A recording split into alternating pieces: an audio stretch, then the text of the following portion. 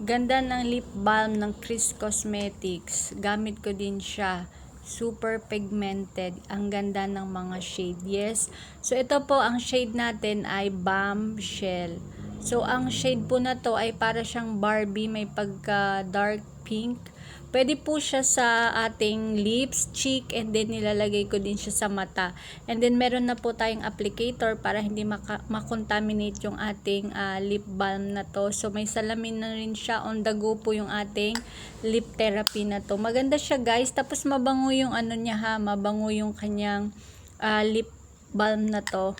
Tapos ito po, pagka once na nagmukbang kayo, nag-swimming, hindi po siya basta-basta matatanggal kasi pigmented po siya. So, subukan nyo na po itong ating lip balm ng Kris Cosmetics. Ang shade po niya ay Bombshell. So, marami tayong available dyan pag nakita nyo dyan sa yellow basket.